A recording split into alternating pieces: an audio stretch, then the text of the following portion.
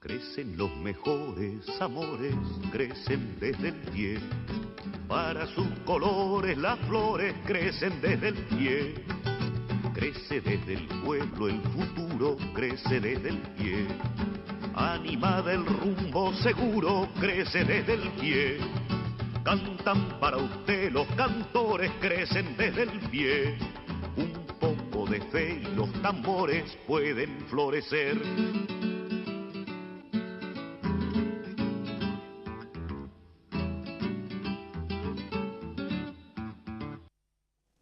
Bueno, ¿cómo les va? Bienvenidos, buenas tardes, una nueva edición. Creo que es la cuarta. Sí, la cuarta del cuarto año. 4x4. Hay una película ahora que se está por estrenar que se llama 4x4. Una película bastante rara. De un loco que quiere robar una 4x4 y se queda encerrado dentro del auto. Bueno, es una película argentina. Me preguntaba mientras venía para acá, porque digo... Pero te la deja siempre servida, ¿no? Estoy hablando del presidente. Yo no sé si le hace propósito, si él busca día a día o tiene un equipo, como él dijo que tenía el mejor equipo de los últimos 50 años, que le aconseja, o el famoso Durán Barba. Digo, lo del Congreso de la Lengua Española, que se va a dar en Córdoba, que se dio en la Argentina. Subir a decir que si el argentino hablara en argentino, el boliviano en boliviano, el venezolano en venezolano, digamos, e ignorar a los pueblos originarios y a la cantidad de... Es una región polilingüística, América Latina. El quichua, el aymara, ahí el araucano, el guaraní, hay tantos, pero tantos idiomas, que el presidente le diga al rey de España que gracias a él o a lo que él representa, nosotros nos podríamos comunicar o seríamos una torre de Babel. Bueno. Y la segunda, la del mismo rey, ¿no? Hijo de Juan Carlos, aquel que lo quiso hacer callar a Chávez, ¿se acuerdan? En el último Congreso de la Lengua aquí en la Argentina. ¿Pero por qué no te callas?, le dijo. Y Chávez lo quería agarrar el cogote al rey. Subir a decir un solo nombre, nada, no tenía que decir 5 escritores argentinos. Subió a decir nada más que uno, Argentina, la tierra de... y le mandó José Luis Borges. Entonces yo me ponía a pensar, los dos fueron cortados por la misma tijera. A uno le falta la corona, que es a Macri, ¿no? Que si pudiera, si hubiera alguna posibilidad, le encantaría tener una estola con cuello de arminio y todas esas cosas que usan los reyes en Europa. Pero uno se da cuenta, más allá del protocolo y más allá de la vestimenta, de que son iguales, de que es lo mismo, de que fueron criados de la misma manera, en una cápsula de cristal, como dice Galeano, ¿no? Los niños ricos, que no lloren. Bueno, ese es nuestro presidente. Y... bueno, la otra parte no la voy a hablar yo porque no tiene sentido, pero me llamaba eso la atención de 5 minutos nada más de la apertura del Congreso de la Lengua en Córdoba, de la manera en que desde un lugar cultural dejan ver tanto el presidente de Argentina como el rey de España una misma cualidad, que es la ineptitud, es la ignorancia, es que es un espacio vacío lo que tienen por sobre los hombros. Un espacio vacío. Eso es lo que nos está gobernando. Entonces la pregunta es, si hay ahí un espacio vacío, ¿quién nos está gobernando? Pero bueno, no sé si lo... Ahora le voy a preguntar a mi invitado, él seguramente sabe. Vamos a los auspiciantes y volvemos.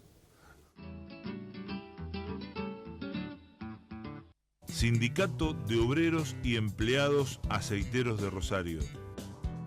Federación de Trabajadores Aceiteros y Desmotadores del Algodón de la República Argentina. OSIAT Salud, obra social para el personal de la industria aceitera, desmotadora y afines de la República Argentina.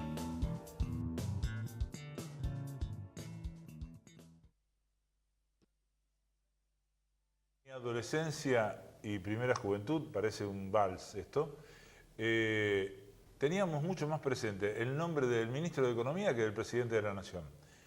Una de las virtudes, según dicen fundamentalmente aquellos que están más cercanos al kirchnerismo, que logró este espacio político, fue poner por sobre la economía la política. Estamos con Sergio Lelovich, economista, profesor de la Universidad Nacional de Rosario, un tema también aparte, pero ya la llamaremos a Laura para hablar de eso, porque también es otro berenjenal. Pero bueno, quedó ahí latente una pregunta. Si yo digo que el presidente de la Nación no tiene cabeza, y a esto se gobierna con cabeza, ¿cómo le va, Lelovich? ¿Bien? ¿Qué tal? Gracias Bien. por la invitación. De nada. Si no gobierna él, ¿quién gobierna? ¿Se acuerda ese dicho del rey reina pero no gobierna? Sí, de cualquier manera me parece que uno tiene que agregarle algo de complejidad y decir que... Y para eso está usted. No, en el sentido de que nunca gobierna solo un presidente, ni el elenco, ni los que están sentados en los edificios públicos, sino que gobierna la conjunción de esto, mezclado con la trama de lo que es el poder permanente que excede y trasciende los mandatos, ¿no? Eso Con que independencia de quién sea, ¿no? Claro, eso es lo que yo dije, así como una especie de anécdota del tema de sacar de la cabeza al ministro de Economía y que uno conozca más al presidente que al ministro de Economía. ¿Eso empezó en el tiempo del kirchnerismo o fue antes? Me parece que no fue la única vez que pasó, pero en todo caso, desde la dictadura en adelante, la centralidad que ha tenido el Ministerio de Economía lo ha ubicado en este lugar que vos decís y que yo coincido.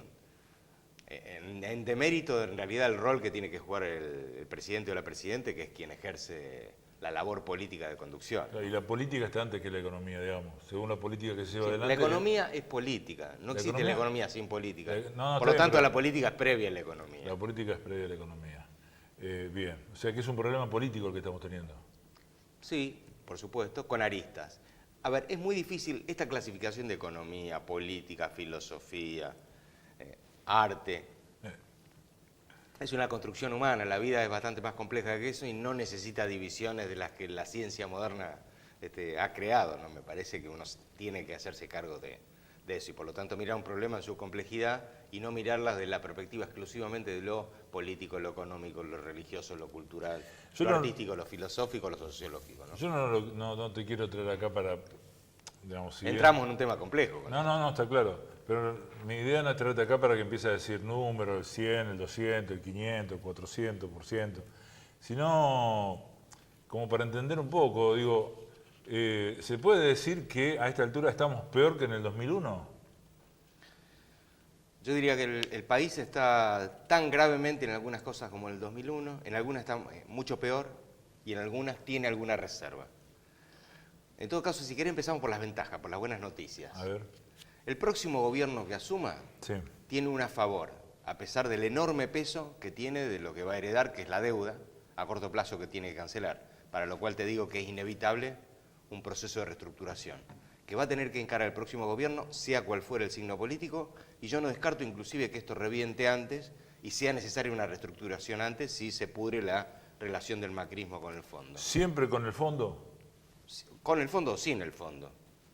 Pero la reestructuración va a haber que hacerla porque es imposible. Cualquier número que hagas, no lo voy a tirar porque es muy aburrido, Sí, por eso. es imposible de ser abordado en los vencimientos en los cuales está pactada la deuda. O sea, no los podemos vencimientos pagar. de este año ya No son. podemos pagar. No, Bien. no podemos pagar. No podemos pagar. Me parece que esa es una cuestión, ese es un condicionante. Digo, yo hablaba de buenas noticias, la prometí, no dije nada. Sí, no es una buena noticia no poder pagar. No, la buena noticia en todo caso, el a favor que tenés o que va a tener el próximo gobierno, es que no va a necesitar durante mucho tiempo de la llegada de inversiones para reactivar el aparato productivo, si es que la nueva política está orientada a restablecer el poder de compra del mercado interno. ¿Por qué? Porque tenés la mitad del aparato productivo parado. Claro. Y hasta que lo cubras, tenés eso como hándicap para a partir de ahí, en todo caso, pensar en la Claro, nuevas inversiones. es como pensar en una tierra arrasada y poner un ladrillo arriba del otro, ya está construyendo. Exactamente. Que es una de las cosas que pasó en el post-2001. Vos pensás, ¿cuándo se hizo necesario un flujo de inversiones en el post-2001? Bien entrado el gobierno de Kirchner. ¿Por qué? Y porque estábamos en la misma situación que ahora. El 50% del aparato productivo no utilizado, con lo cual, si crece la demanda, si se reactiva el mercado interno, si la gente tiene dinero en el bolsillo, tenés un hándicap hasta ocupar casi el 100% del aparato productivo que hoy está parado. En ese lugar donde estás sentado vos ahora, hace unos programas atrás, vino un colega que se llama Pablo Bilski, política internacional. Sí, sí. Y él nos dijo, esto que está pasando es porque Estados Unidos sacó la vista de Medio Oriente y la volvió a poner en América Latina. Vos, desde tu punto de vista económico, de ser un cientista de la economía, ¿qué decís de eso? Bueno, yo a Pablo lo sigo en sus columnas en Radio Universidad. Y con este perfil que él describe, estoy totalmente de acuerdo. ¿Por qué? Bueno, porque es evidente que el patio trasero pasó a ser importante por la pérdida de peso que tuvo el resto de las batallas que encaró Estados Unidos a nivel global, sin perjuicio de los intereses concretos que tiene en materia de guerra en el Oriente Medio y un poco más allá del Oriente Medio, diría mirar a África. Pero como la pelea con China es una pelea de largo aliento, para lo cual Estados Unidos no está preparado para ganarla, sino que nadie sabe exactamente cómo va a terminar, me parece que está mirando al sur, sobre todo a partir de la experiencia de lo que fue la llegada de los gobiernos populares, nacional populares, revolucionarios, como le quiera llamar, desde Chávez en adelante. Se le escapó la tortuga a Estados Unidos. Claro. Y creo que están mirando no permitirse la reaparición de algo similar que, dadas las condiciones que hay en América Latina, no van a poder tener la tibieza que tuvieron algunos gobiernos durante este ciclo que hemos visto, ¿no? Viste que hay algunos politólogos que dicen que había como tres tipos de estos movimientos nacional populares. Digamos, el chavismo, el Ecuador, y en el caso de Bolivia también, en el grupo más radicalizado, uno intermedio en el cual participaba la Argentina, y uno tibio, ponele, que es el caso de Chile. Me parece que hay que pensar esto, y Estados Unidos creo que lo está mirando con ojos muy grandes. Desde lo económico, hay tres, vamos a dividirlo en tres, qué sé yo, siempre fue así, ¿no?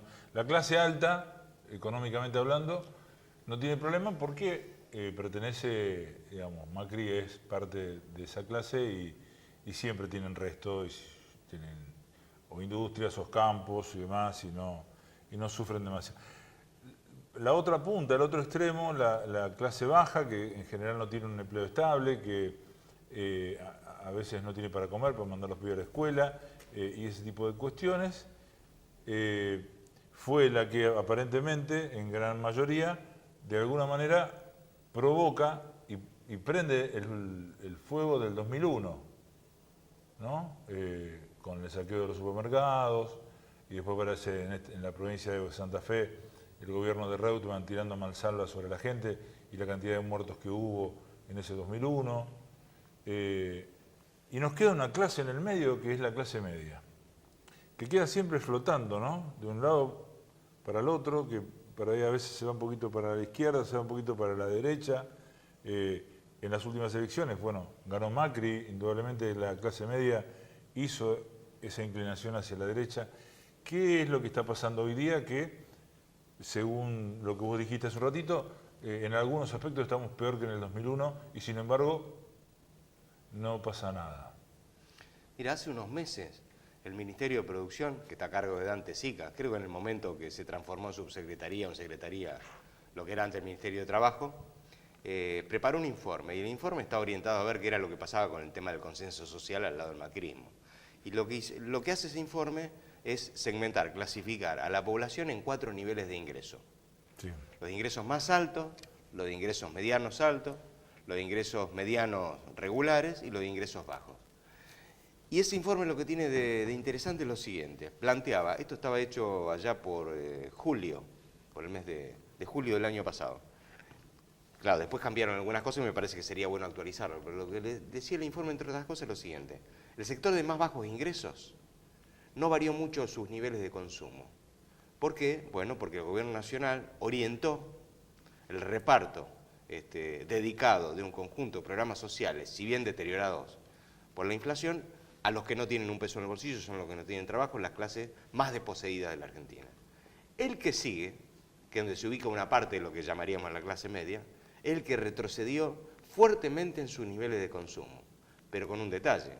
como los niveles de ingresos que tenía en comparación con el 2001 eran muy superiores, todavía era posible recortarles niveles de consumo sin sacrificar parte de las buenas condiciones de vida que tenía. Los dos segmentos de arriba, más o menos te lo imaginarás. El segmento medio alto y el alto no solo no bajó los niveles de consumo, sino que lo agrandó los niveles, porque además tiene un nivel de consumo máximo, por ahí, más de ahí no consume, pero sí los niveles de ahorro, fuga de capital, etcétera, están vinculados con esto. Y me parece interesante mirar eso, porque el sector más golpeado es el sector de ingresos registrados, los laburantes, o los laburantes que llegan a determinado nivel de ingreso, pero con la característica que, a diferencia del 2001, me parece que fuertemente todavía no chillaron, como consecuencia que todavía hay resto para seguir pegándole y que bajen en su nivel de vida. Es lo que dice este informe, lo que surge del informe. No, está claro. Y desde el punto de vista filosófico, ¿no? Macri, en el debate con Scioli, no sé, habrán sido 10 o 15 mentiras todas juntas que después se vieron en su gobierno. Ese caudal de votos, ese caudal de gente que lo apoyó, obviamente que apoyado por una campaña mediática muy fuerte en contra del gobierno anterior, llevarlos a niveles prácticamente de mafiosos y de Al Capone, y por ahí llegaba el Ángel Rubio a solucionar. Digo, ¿sigue contando desde tu punto de vista el presidente con cierto aval de cierta gente, cierta parte del pueblo argentino, a pesar de todo esto? No lo sé. En realidad uno no sabe qué crédito dar a las encuestas. En todo caso, las encuestas lo que demuestran es que hay como una especie de caída importante en el apoyo a la gestión de gobierno, lo cual no significa necesariamente que vayan a votar exactamente lo contrario, pero me parece que hay un núcleo duro de un sector muy conservador, con independencia del nivel de ingreso que tiene, y que está mucho más asociado a su ideología, a su perspectiva, claro, a su tradición, a su historia, a los vínculos familiares, que son de fierro, en el sentido que hay un 20, un 25% que no se va a mover con independencia de lo que pase. ¿Que tiene que ver con el viejo conservadurismo? ¿No? Yo creo que sí. De la sociedad rural y otras cosas. Sí, no tiene que ver con esto, con el término gorila, sí, gorila no. Sí, lo que quieras. Lo que quieras. Me parece que hay un sector fuerte, porque además lo ves en la calle, digamos, con cualquiera que puedas hablar, con independencia de los niveles de ingreso. Hay un sector que se espanta por la distribución de programas sociales hacia los más pobres, pero no se espanta por el reparto de planes que no son sociales, sino son posibilidades de fuga y de enriquecimiento a un minúsculo grupo de argentinos y extranjeros. Cuando estábamos fuera del aire yo te pregunté cuál era la diferencia, por qué no, si estábamos casi igual o peor que en el 2001, Macri no había caído.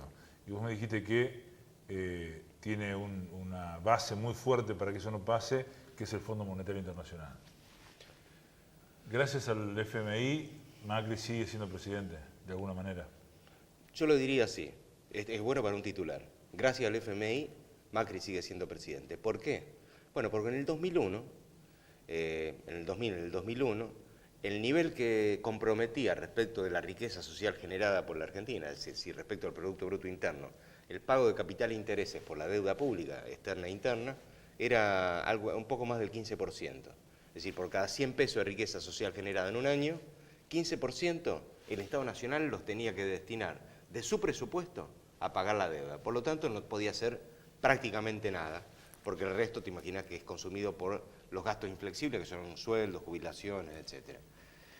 Durante el gobierno de Macri, obviamente los procesos de reestructuración de deuda durante el kirchnerismo hicieron caer violentamente el peso de los servicios de capital e interés, porque se alargaron los plazos, la quita, etc. A partir del 2015, nuevamente se empezó a elevar la importancia que tienen el peso de los servicios de interés y de capital sobre el Producto Bruto Interno, que está a cargo del Estado Nacional. ¿En qué nivel llegamos en el 2016? En el 2017 al 16%. Y en el 2018, 17,3 creo, si mi memoria no me falla. Estamos por arriba del 2001. ¿Cómo es que no reventó si estamos virtualmente en cesación de pagos? Porque eso no se puede sostener con nueva deuda. Gracias, entre comillas, a la participación del Fondo Monetario Internacional y el desembolso que hasta ahora lleva casi 29.000 millones de dólares para sostener la fuga, para sostener el pago de un conjunto de obligaciones, esto nos reventó. Claro que no es gratuito. Gracias al fondo, pero merced al fondo, son los planes de ajuste que tenemos, el recorte de jubilaciones, de pensiones, de salario, etc. Ahora, disculpa, lo que yo me pregunto es, en unos días tendríamos que tener nuevamente una acreditación de unos 11.000, 10.000 y pico de millones de dólares más por el nuevo tramo. Si no lo depositan y no lo giran porque no confían en que el gobierno nacional sea capaz de sostener la corrida contra el peso con otras herramientas. Siempre fue un enigma para mí si esos 10.000, 11.000, 15.000, los que sean, millones de dólares, entran al país o directamente se quedan afuera y se reparten entre, no sé, a todos los que les debemos, no les debemos, gente que se queda con un porcentaje, debe haber de todo en el medio, ¿no? Debe haber comisionista, el que levanta el tubo, bueno, todos, hay un reparto interesante. Todos se llevan su porcentaje de esa plata, ¿no? Hay un reparto interesante. ¿Pero entra la plata al país? ¿Entran esos dólares acá? Bueno, las cuentas públicas de las cuales se dispone permiten decir que sí. Ahora la pregunta es, ¿dónde está la cuenta corriente en la cual te acreditan la plata? Está en Basilea, por ejemplo. Es decir, que la plata está afuera. Entonces, desde esa cuenta que tenés en Basilea, por ejemplo, o en cualquier otro lugar, se pagan un conjunto de obligaciones. No necesariamente traspasó la frontera. Eso, una parte puede haberlo hecho, pero otra parte es como que dio vuelta como una calecita o como una puerta giratoria para girarse a otro lado. Sí, en todo caso, si querés agregarle la complejidad que tiene esta arquitectura es, ¿la plata quién la recibió? La recibió el Banco Central, que el Banco Central es distinto de la Administración Nacional, o sea, del Tesoro Nacional. Son dos entidades diferentes a pesar de que se trata del mismo Estado. La recibió el Banco Central, pero ¿quién debe la plata? ¿El Banco Central? No, la debe el Tesoro. ¿Pero y cómo es esto? ¿El Banco Central la recibió? Sí, la recibió y la guardó en una cuenta para pagar obligaciones en moneda extranjera y al Tesoro Nacional le acreditó el equivalente en pesos para que maneje sus cuentas públicas. Eso sí, cuando venza, el Tesoro Nacional, el deudor, va a tener que pagar la obligación en el extranjero, pero no tiene recursos en moneda extranjera del Estado Nacional. Sí. Entonces, tiene que juntarlo a algún lado. Entonces, el problema es a qué precio va a estar el dólar para que cuando tenga que asistir cada obligación, el Tesoro Nacional tenga que ir al mercado, al Banco Central, donde vaya, para poder comprar la moneda extranjera que necesitas para cancelar esto. O sea, es perverso por donde lo mires. La última pregunta. Vos sabés que este programa está auspiciado por el Sindicato de Aceiteros, la Federación. Sí. Bueno, a los trabajadores. ¿Ves algún trabajador en las próximas elecciones nacionales votando a Macri? A mí me gustaría decir que no, pero la verdad es que uno nunca lo sabe. Y por eso me parece que no tiene que ver con los ingresos, sino que tiene que ver con su formación, su tradición, si querés, el odio a lo nacional, popular. Una conciencia de clase. Sí, y mucho está orientado al tema de la existencia de programas sociales, que buena parte de la clase media, con independencia de los niveles de ingreso que tenga, lo odia como si fuese un regalo, siendo que tiene regalos, por otro lado, o tuvo regalos, si preferís por otro lado, en la larga cosecha de la existencia de subsidios de la energía, del cual gozábamos todos y que ahora prácticamente o virtualmente no tenemos, ¿no? Bueno, Sergio Lelovich es un tipo que sabe mucho y que te la hace fácil, porque yo lo entiendo por lo menos, y siempre me llevé contabilidad en tercero, cuarto y quinto de la secundaria, fue muy difícil para mí. Te agradezco mucho que hayas venido, Sergio, sabemos de tus ocupaciones, de tus cosas. Espero que ustedes también hayan entendido, espero que de a poquito podamos ir generando esa conciencia de clase que nos haga decir palabras como juntos o palabras como nosotros y que sea una inclusión hacia adentro, ¿no? Y podamos defendernos, tengamos la capacidad de hacerlo. El productor de este programa está, creo que, socavando mi identidad a nivel periodística de la ciudad y vamos a escuchar un tema ahora. Ustedes dirán, ¿qué será? Armando Tejada Gómez, Hambre Lima Quintana, Tres para el folclore. No es. Es un rap para Macri de David De Vita. Un abrazo muy grande y nos encontramos el próximo sábado. Gracias, Sergio. Gracias a vos. Dale, ponelo. Como lo que no está dispuesto a hacer. No voy a sacarle la ayuda a nadie. No voy a hablar y no escuchar. No voy a perseguir a quien piense distinto. Por eso yo te voy a contar lo que no voy a hacer. Otro despido más, pico más, picos más, ganancias para más ricos, drástico, cántico. Evidencia un dolor romántico dedicado a corazones más fríos que el Ártico. Cortan presupuestos, el estado barato. Los ñoquis que desaparecen son los de tu plato. Odian la grasa, son un gobierno magro. Quitan retenciones, devalúan tu salario. Lloran los barrios, festeja el agro. Liberan el dólar y encarcelan a Milagro. Te FIFA la tarifa mensual, vino con plus. Es hora de pagar o de apagar la luz. Mega empresas colocan de ministros a sus CEOs. Sí o sí, así bolsillos quedarán vacíos. Si opinan voces críticas, castigo. La nata está en Miami, Víctor Hugo es despedido. Usurpan el AFCA, se cagan en la ley. Toda la información es controlada por el rey. Hegemonía absoluta, infecta tu cabeza. Todo se va a la mierda, pero a nadie le interesa. Intento concreto, jueces por decreto. A la Corte Suprema, empleados de Mañeto. Mauricio es solamente un instrumento del grupo conocido como instrumento de viento. El tormento se avecina y se entera la vecina que el FMI monitorea a la Argentina, pero no lo comprende y festeja a la abuela que ya no está la yegua que cortaba su novela. Y vuela la soberanía argentina. Vamos quedando lejos de América Latina y nuestros gobernantes recriminan a Venezuela por Leopoldo y no a Inglaterra por Malvinas. La gente se confunde, pocas nociones y la industria se funde.